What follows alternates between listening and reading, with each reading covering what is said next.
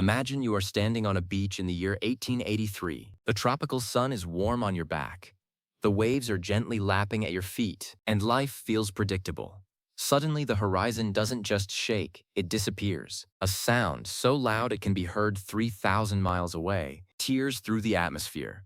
The sky turns a bruised, oily purple, and a wall of water taller than a five-story building comes screaming toward the shore. This wasn't a movie special effect. This was the eruption of Krakatoa, an event so massive it vibrating the entire planet 4 times over. History is often taught as a series of names and dates, but the real story of our species is written in moments like these. Moments of total, world-altering chaos where the rules of reality seem to break overnight. Today, we are diving deep into the most transformative catastrophes to ever strike our world. We aren't just looking at what happened. We are looking at how humanity stared into the abyss and somehow found a way to bridge the gap to the next chapter. When we talk about catastrophes, we have to start with the year 536. Many modern historians consider this the single worst year to ever be alive. It started with a mysterious fog that blanketed Europe, the Middle East, and parts of Asia for 18 months. Imagine a year and a half where the sun gave off no more light than the moon. It wasn't just spooky. It was a biological disaster. Temperatures plummeted, triggering the coldest decade in over 2,000 years. In China, snow fell in August. In Ireland, the crops failed so completely that it was recorded as the failure of bread. But the darkness was just the beginning. This climate shock weakened the global population just enough for a massive pandemic to arrive in the Mediterranean in 541. This event, known as the Justinian Plague, claimed nearly half the population of the Byzantine Empire. It halted the recovery of the Roman world and fundamentally shifted the balance of power toward the East. It was a 1-2 punch of environmental and biological collapse that changed the course of Western civilization forever. But humanity has a strange relationship with disaster. We don't just endure, we adapt. Take the mid-14th century. The Great Mortality of the 1340s is often cited as the most devastating health crisis in our history. It traveled along the Silk Road, hitching a ride on the very trade networks that were supposed to bring prosperity. Within years, nearly half of Eurasia was gone. In many cities, the social order simply evaporated. Fields went quiet, and ships drifted into harbors with no one left at the helm. Yet, look at what happened next. Because labor was suddenly so scarce, the survivors could demand higher wages and more freedom. It broke the back of the old feudal system and paved the way for the Renaissance. It is a recurring theme in our story. The most intense fires often forge the strongest tools. The catastrophe of the 1340s was the painful birth of the modern world. If we move forward to the year 1815, we see another example of the Earth's power to reset our lives. Mount Tambora in Indonesia exploded in what was the most powerful volcanic eruption in recorded history. It pumped so much sulfur into the stratosphere that it blocked out a portion of the sun's energy. The following year, 1816, became known as the year without a summer. Across the northern hemisphere, frosts destroyed crops in June and July. Famine pushed people to the brink of desperation. In Europe, people were reduced to eating lichen and sawdust. But again, out of this misery came incredible human ingenuity. Because the horses were failing due to a lack of oats, a German inventor named Karl von Drais created the Laufmaschine, the direct ancestor of the modern bicycle. In Switzerland, the gloom forced a group of writers to stay indoors, leading Mary Shelley to write the story of Frankenstein. Catastrophe doesn't just destroy. It forces us to find new ways to move, think, and create. Now, let's talk about a different kind of catastrophe, the collapse of entire systems. Around 1200 BC, a period known as the Late Bronze Age collapse saw almost every major civilization in the Eastern Mediterranean vanish in a matter of decades. The Hittites, the Mycenaeans, the New Kingdom of Egypt, they all hit a wall at the same time. We still don't know the exact why, but it was likely a perfect storm of droughts, internal revolts, and mysterious sea peoples who moved across the region like a hot wind. Imagine a world where international trade, writing, and grand architecture are the norm. And then suddenly, within one generation, your children can no longer read, and your cities are ruins. It was a total reboot for the human species. And yet, out of this dark age, came the rise of the Greek city-states and the foundation of the iron-working civilizations that would eventually build the world we know today. We also have to consider the biological exchange that occurred in the late 15th and early 16th centuries. When the hemispheres collided, it wasn't just a meeting of cultures, it was a meeting of biologies. The introduction of outsiders to the Americas brought a series of ailments that the local populations had no defense against. Within a century, it is estimated that upwards of 90% of the people in the Americas had vanished. The scale of this loss is staggering. It is the largest population shift in history. For the civilizations of the Aztec and the Inca, it was a literal end of the world. The forests grew back over the monumental cities of the Maya and the Mississippians. Some scientists even believe that this massive regrowth of trees absorbed so much carbon dioxide that it contributed to a global cooling phase. It shows that our presence on this planet is so significant that even our absence can change the climate. As we move into the 19th and 20th centuries, catastrophes began to take on an industrial scale. The Great Famine in Ireland in the 1840s wasn't just a crop failure.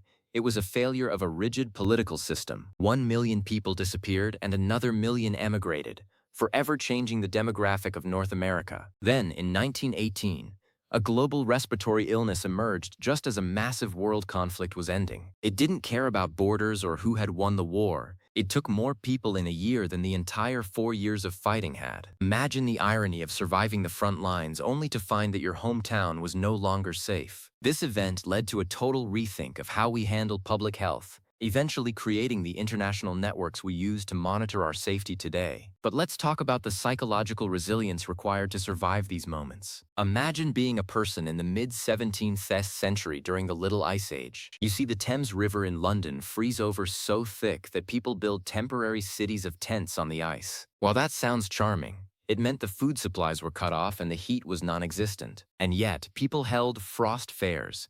They danced and traded on the very ice that was threatening their survival. This is the human spirit in a nutshell. We take the cold and the dark, and we find a way to turn it into a festival. We reclaim joy from the jaws of disaster. Then there are the technical catastrophes, like the Great Fire of London in 1666. In just a few days, the heart of one of the world's greatest cities was turned to ash. Thousands of homes, businesses, and churches simply evaporated. But out of that ash came a new city made of brick and stone, with wider streets and better sanitation. It was a forced modernization. Or look at the 1930s, when a combination of poor farming practices and an economic collapse led to the Dust Bowls in the American plains. Vast clouds of topsoil literally blew across the continent, darkening the sky in New York City. This environmental disaster forced a total revolution in how we look at soil conservation and civil engineering. What defines a catastrophe isn't just the damage, it's the shift. A catastrophe is a moment where the old way of doing things becomes impossible. In the 3rd century, the Roman Empire nearly dissolved during a period of 50 years filled with internal struggles and constant tribal pressure. The currency became worthless, and the borders were gone. Most people at the time thought it was the end, but the empire adapted. It split into 2 administrative halves, militarized its government, and survived for another 1,000 years in the East. Sometimes a catastrophe is just a very painful way for a system to evolve. Look at the year 1200 again, but this time in Central Asia. The Mongol expansions began, and for the next century, the world was reshaped by a force that was unprecedented in its speed. While many regions suffered immensely, the resulting Pax Mongolica allowed for the first real global exchange of ideas, technology, and products.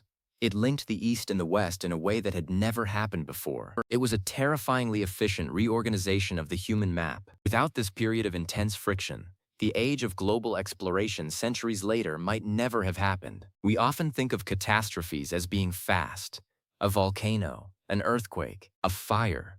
But some of the most impactful events were slow. The drought that ended the classic Maya period lasted for decades. It wasn't a single day of ruin, but a slow realization that the rain wasn't coming back. People didn't just fade away, they moved. They changed their entire social structure from one based on divine kings to one based on decentralized trade. This tells us that humanity is incredibly mobile. When one place becomes unlivable, we find a new one. We are a migration species. Let's pivot to the mid-20th century.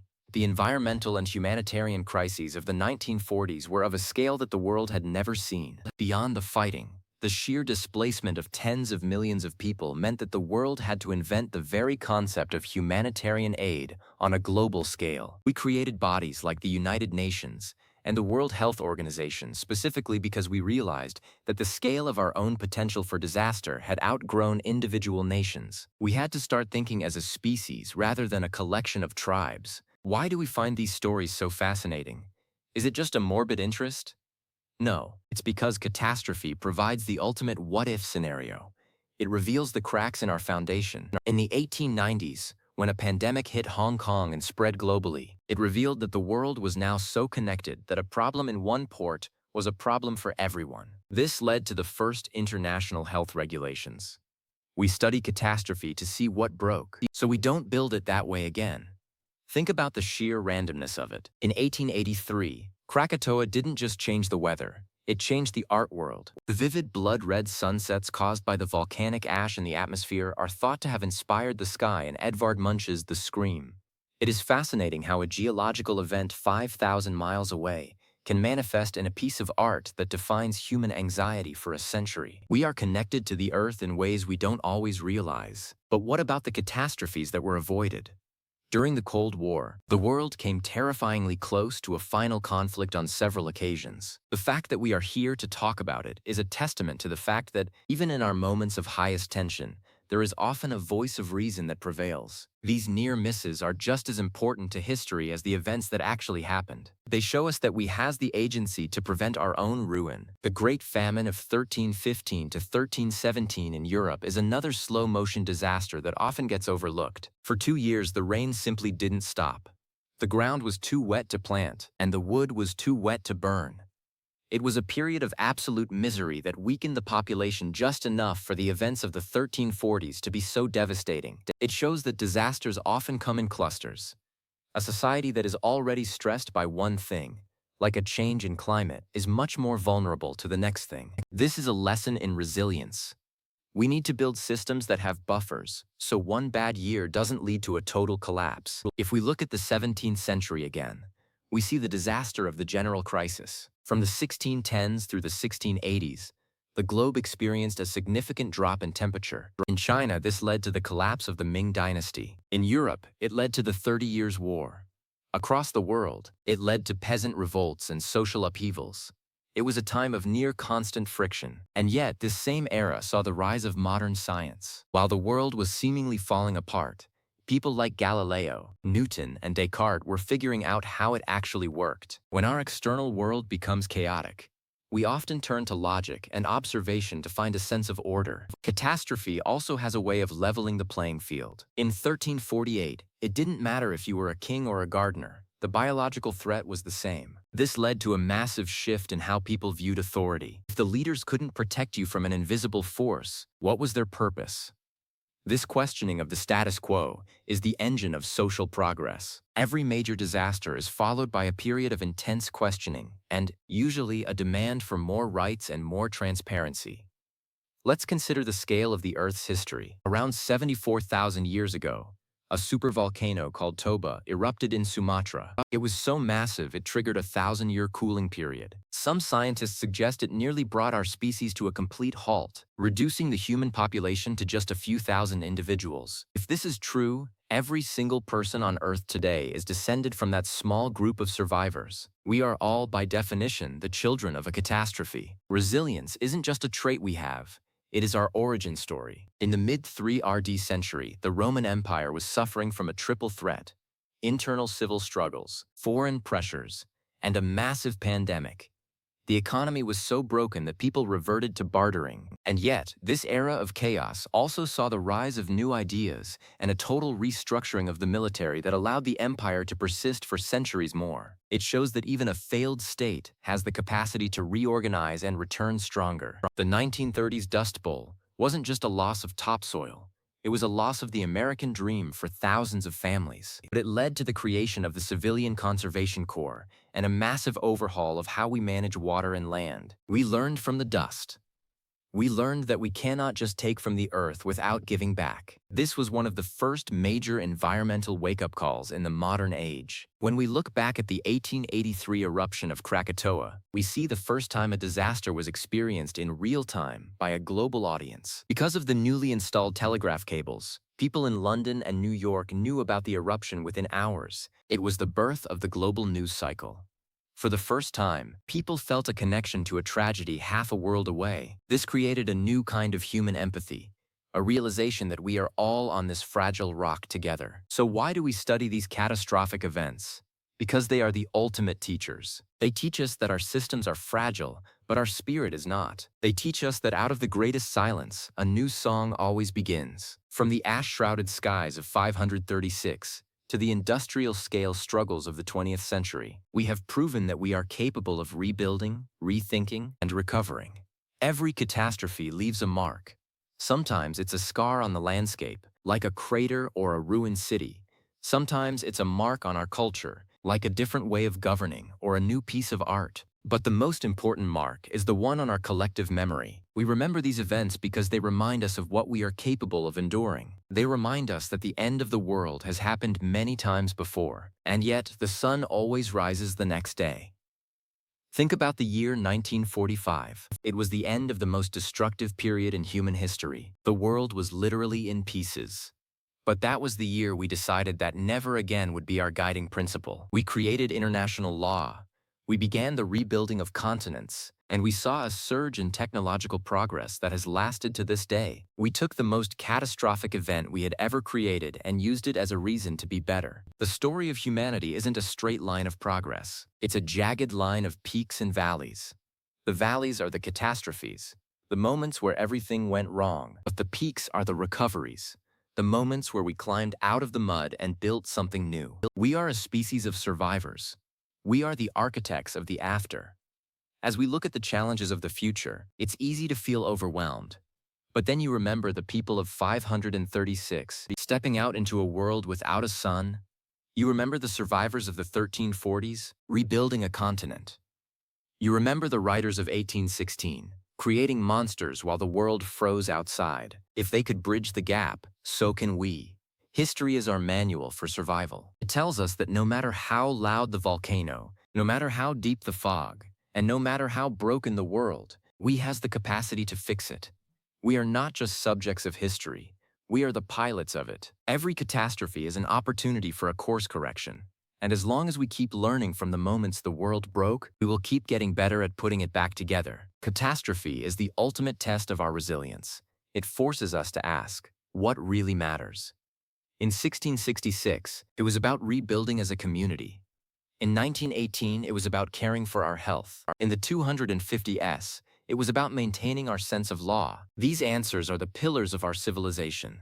We are built on a foundation of lessons learned the hard way. In the late 19th century, the Great Flood of 1887 in China claimed an unimaginable number of lives as the Yellow River broke its banks. It was a tragedy of immense proportions, but it led to a total transformation in how river management and disaster relief were handled in the region. Again, we see the pattern.